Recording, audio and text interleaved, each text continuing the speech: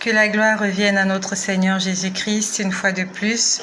Je viens vers vous pour continuer à vous dire ce que j'ai vu tout à l'heure pendant que nous étions en prière avec les enfants. Et c'est pour t'exhorter, toi qui m'écoutes, toi qui es parent, toi qui es maman. Avec toi, prier avec les enfants. Je ne sais pas exactement pendant combien de temps nous avons prié, mais c'est comme je vous ai dit, ça a déclenché quand j'ai commencé à chanter. C'est vrai que j'ai vu le chien, comme tout à l'heure, merci pour mes sœurs qui m'ont aidé, le chien dalmatien, mais ça a déclenché quand je me suis mise à chanter. Quand je me suis mise à chanter, ça a déclenché tout seul comme ça. Le Seigneur a commencé à me montrer beaucoup de choses. Et toi qui aspires à ce don-là, toi qui aspires à ce don, j'aimerais te dire que ce n'est pas impossible. Ce n'est pas impossible. Commence juste à être un enfant obéissant, à être un enfant assidu, à être un enfant agréable au Père. Et tu verras que le Père va t'ouvrir le ciel. Le Père va t'ouvrir son cœur, il va t'ouvrir ses bras et il va te transmettre les secrets qu'il détient, les secrets qu'il y a dans son cœur. La Bible dit, l'amitié de Dieu est pour ceux qui le craignent. L'amitié de Dieu est pour ceux qui l'aiment. Si tu aimes le Seigneur, si tu le crains, si tu le respectes, si tu le suis, alors il sera ton ami et tu seras son ami. Et il pourra te faire des confidences, il pourra te dire des choses. Parce que tu es proche de lui. La Bible nous dit, quand on nous parle d'Abraham, lorsque le Seigneur allait détruire Sodome et Gomorrhe, il a dit, « Cacherai-je à Abraham ce que je ferai ?» Abraham était l'ami de Dieu. Il ne lui avait pas encore dit qu'il allait détruire Sodome et Gomorrhe. Mais quand il s'apprêtait à détruire, il a dit, « Cacherai-je à Abraham ce que je ferai? Cacherai-je à mon ami ce que je ferai? Cacherai-je à Clarisse ce que je ferai ?» Puis après, lorsque le Seigneur m'a montré l'hôpital, pour ceux qui m'ont suivi tout à l'heure, c'était une image triste. Quand le Seigneur m'a montré l'hôpital, après, je vois, honnêtement, ce que je vais vous dire, ça va vous paraître stupide pour certaines personnes. Mais je vous parle sous le contrôle du Seigneur que je ne rêvais pas. J'étais éveillée, on était en train de prier. On était en train de prier avec les enfants. J'étais pas couchée, j'étais pas en train de dormir. Je vous parle sous le contrôle du Seigneur. Je vois un dessin animé. C'est ce que je dis, ça va vous paraître stupide, mais c'est la réalité. Je vois un dessin animé. Quand je dis dessin animé, c'est le personnage d'un dessin animé. Et ce dessin animé, c'était un chien.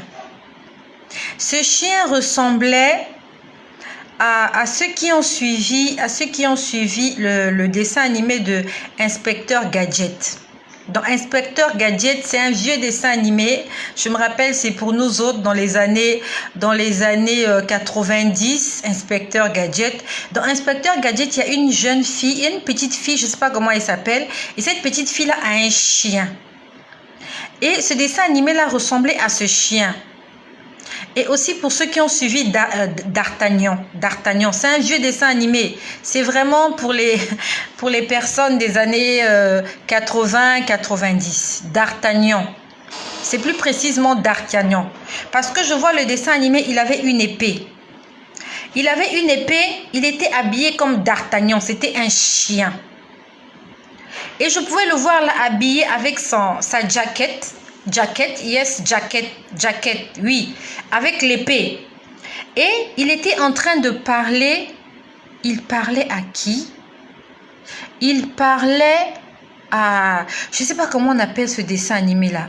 Donald. Merci Seigneur. Le dessin animé de Oncle Donald. Oncle Donald, c'était un dessin animé, même des bandes dessinées comme ça. Oncle Donald, c'était un canard. Donald, c'était un canard. Oui, Donald, c'était un canard. Ou bien, en fait, ça ressemble à...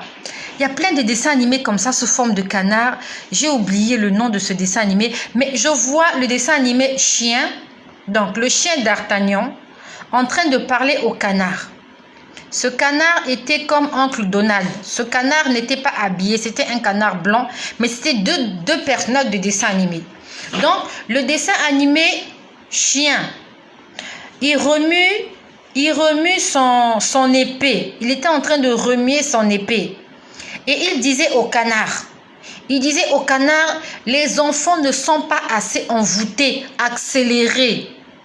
Ce que je vous dis, je vous parle sous le contrôle du Seigneur. Je suis un parent, je suis une mère comme beaucoup.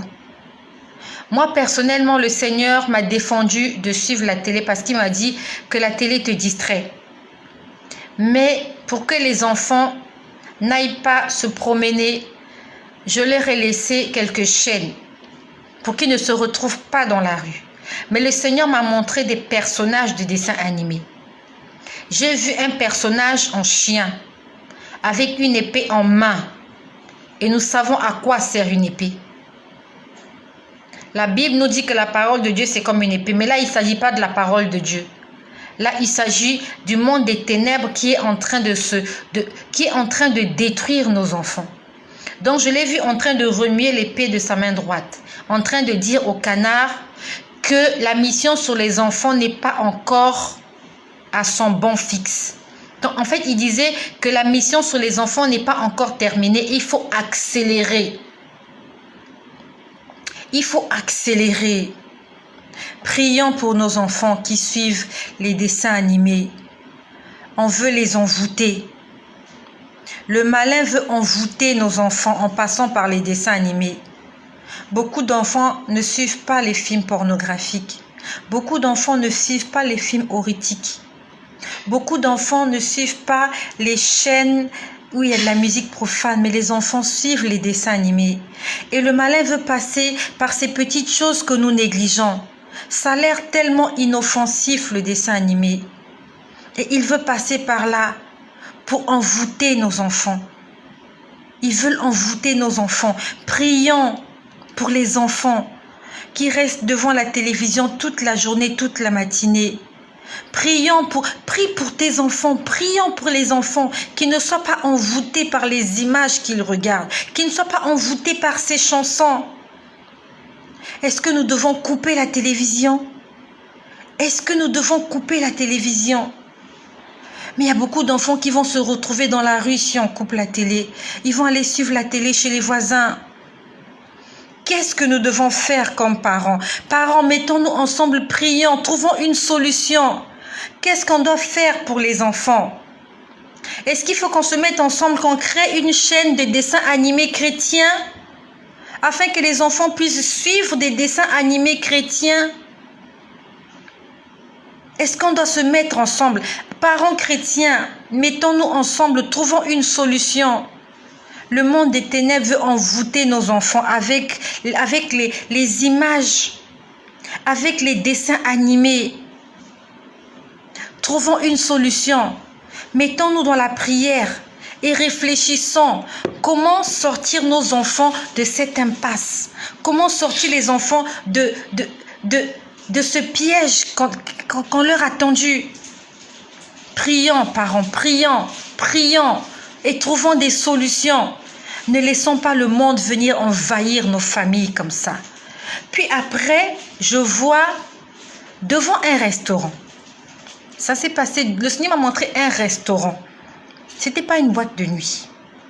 C'était un restaurant, un endroit où les gens vont manger. Un endroit où les païens vont manger.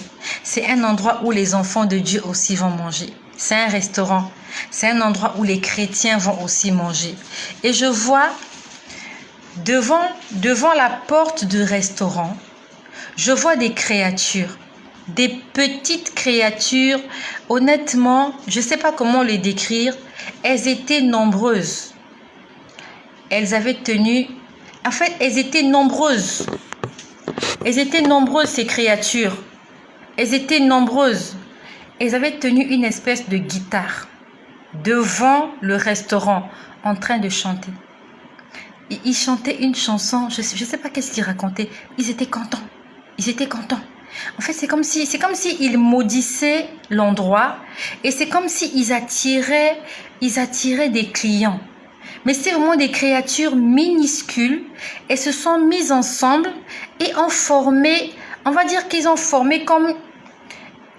C'est comme si vraiment ces créatures ressemblaient, vous voyez, lorsqu'on représente le Covid, lorsqu'on représente le microbe, les dessins des microbes, vous voyez, avec des antennes, ils étaient comme ça. Ils avaient cette forme-là. Alors, je n'ai pas un modèle de ce dessin-là, mais vous voyez le rang avec des espèces de ventouses. La façon dont on représente le virus sous dessin, ils étaient comme ça. Ils étaient nombreux, petites créatures comme ça de couleur rose ou violacée. Ils étaient tous rassemblés. Ils avaient pris une guitare. Ils étaient en train de chanter devant un restaurant. En fait, c'est pas en boîte de nuit. La dernière fois, je vous ai dit ce que j'avais vu en boîte de nuit le 8 mars 2018. Là, c'était pas en boîte de nuit. C'était devant un restaurant. Devant un restaurant, c'est un endroit où les gens vont manger. Prions sans cesse. Le monde entier est sous le contrôle du malin. Le monde entier est sous le contrôle du malin. La dernière fois, je vous ai dit comment le Seigneur a demandé qu'on prie pour les écoles. Comment il allait avoir des sacrifices dans les écoles. Dans les écoles, les écoles, ceux qui travaillent dans les écoles allaient sacrifier les enfants des gens. Que ce soit les professeurs, que ce soit les directeurs, que ce soit les promoteurs d'école, allaient sacrifier la vie des enfants d'autrui. C'est pour ça que la dernière fois, j'ai demandé, mettons-nous en prière, prions pour les enfants. Là, le Seigneur m'a montré un restaurant. Prions avant d'aller manger au restaurant, prions. Prions pour ces endroits. Toi qui travailles dans un restaurant, prie. Parce que j'ai vu des virus mélangés tous ensemble. Ils étaient en train de jouer à la guitare. En fait, ils étaient contents. Ils étaient contents. Ils étaient contents. Ce sont des virus. Ça veut dire que ils sont là pour tuer. Ils sont là pour détruire. Ils sont là pour égorger. Ils sont là pour maudire. Un virus, ça tue. Est-ce qu'ils seront des virus dans la nourriture, dans la boisson ou dans la musique? Mais ils étaient devant le restaurant, ils étaient contents. Ces mauvais esprits sous forme de virus. Que le Seigneur nous fasse grâce. Que le Seigneur ait pitié de nous. Que le Seigneur ait pitié de nous. En fait, que toutes ces choses réveillent notre spiritualité. Que partout où tu vas, le danger est permanent. Partout où nous allons, la mort est partout. Partout. Chez nous à la maison, au marché, au travail, à l'école, partout, dans les magasins, dans les commerces, dans les écoles. Le mal est partout. Les esprits impurs sont partout. Le danger est partout. La mort est partout. La maladie est partout. Lèvons-nous dans la prière. La Bible nous dit que nous n'avons pas à lutter contre la chair et le sang, mais contre les dominations, contre les autorités, contre les princes des ténèbres de ce monde, contre les esprits impurs dans les lieux célestes. Arrête de dormir sur ton oreiller. Arrête de passer toute ta journée sur Internet en train de rire sur des choses, sur des guignols. Ta prière est utile. Viens apporter ta pierre à l'édifice. Ce n'est pas en passant la journée dans la distraction que tu vas participer à l'avancement du royaume des cieux. C'est dans la prière que nous allons changer les choses. C'est dans la prière que nous allons changer le monde. C'est dans la prière que nous allons inviter le Seigneur afin qu'il puisse régner. C'est dans la prière que nous allons faire en sorte que la volonté du ciel soit faite sur la terre. Notre Père qui es aux cieux, que ton nom soit sanctifié. Que ton règne vienne, que ta volonté soit faite sur la terre comme au ciel. Pour que la volonté de Dieu soit faite sur la terre comme au ciel, les chrétiens, les enfants de Dieu doivent se lever dans la prière. Si Daniel ne s'était pas levé dans la prière, les enfants d'Israël seraient restés encore plus longtemps en captivité à Babylone. Si les enfants d'Israël n'avaient pas pleuré devant le Seigneur 400 ans après l'esclavage en Égypte, ils seraient continués à rester là. Dieu n'aurait pas envoyé Moïse pour les libérer. Et aujourd'hui, nous sommes les enfants d'Israël. Nous sommes les petits-fils d'Abraham. Nous devons nous lever dans la prière afin de changer ce monde, afin de changer les moralités, afin de renverser les plans du diable contre nos vies, contre la vie des innocents, contre les enfants, contre les malades dans les hôpitaux, contre les élèves dans les écoles, contre les bébés dans les maternités. Lèvons-nous dans la prière. Je tenais à vous faire ce partage que le Seigneur vient de me montrer aujourd'hui, 25 février, pendant que nous étions en prière avec les enfants. Si j'avais gardé cela, je ne vous aurais pas transmis cela comme je viens de vous le dire. Si je l'avais gardé jusqu'à hier, il y a des choses, il y a des détails que j'allais oublier. Lèvons-nous dans la prière. Les hôpitaux sont saturés d'esprits impurs. Les dessins animés, les restaurants. Je n'ai pas dit que le restaurant est mauvais. Mais prions, sanctifions ces endroits avant de les fréquenter. Que le nom de Jésus-Christ soit glorifié. Et surtout, ne nous accrochons pas seulement aux prophéties, ne nous accrochons pas seulement à ces révélations que Dieu nous fait, mais accrochons-nous à l'auteur des révélations. Accrochons-nous à l'auteur des prophéties. Il est le Saint-Esprit. C'est celui-là à qui il faut aspirer. Il faut aspirer au Saint-Esprit. Les prophéties, c'est bien. Le salut, c'est mieux. Le salut de l'âme, c'est mieux. Et aspirons au salut des âmes. Marchons dans la sanctification. Marchons dans l'obéissance. Aimons-nous les uns les autres. Pardonnons-nous les uns les autres. Ayons de la compassion. Aidons-nous. Faisons des choses que le Seigneur aime. Ne nous accrochons pas seulement aux prophéties, mais battons-nous pour le salut de nos âmes. Travaillons pour le salut de nos âmes. Que le Seigneur Jésus-Christ vous bénisse et que son nom soit glorifié.